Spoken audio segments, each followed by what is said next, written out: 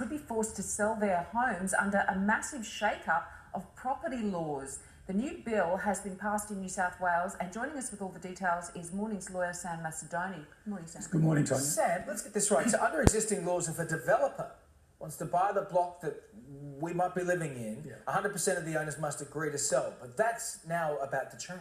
That's exactly right. I mean, at the moment, if you've got a block of, say, 50 residents or 50 owners and 49 want to sell to a developer so that the whole block can be demolished and revamped, rebuilt, that one person who says, no, I'm not selling, can hold up the whole deal, and it just can't go ahead. Now, because the state believes that this is the best way of improving density in areas, that is, get rid of a block of 20 and put up a block of 40, they're changing the law to say that if 75% of the owners agree to sell, the other 25 have to. They don't have a choice. They're out.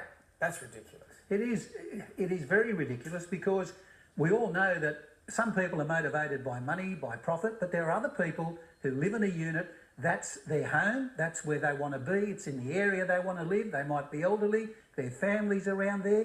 What's the good of saying, well, here's some money, go? Where do they go? I mean, you're getting rid of them out of an environment that's safe and friendly to something that's unknown, and that's what's so unfair about it. But at the moment, if this goes through, and let me say that Western Australia, South Australia and Victoria are on side with this, it could go through where 75% of a block can say, we're selling, and if you don't like it, bad luck, you're out. You're out.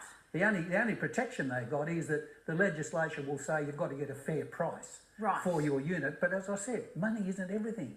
Well, yeah, and sometimes I think that one person who refuses to sell, in effect, you know, it might take longer, but will push the price up for everybody else. And now that's not likely to happen. It's a lot easier for the developers to get there. They've only got to convince 75%. Is there any legal way around it? Well, if they make it law, no, other than to challenge them at some stage and say that the law is unfair and takes away someone's rights. I mean, if you buy a property, you own it. It's yours, 100%. And now you've got a government saying that we can take it off you. I mean, that's just not good enough as far as I'm concerned. Has this New South Wales government, have they not seen the movie The Castle?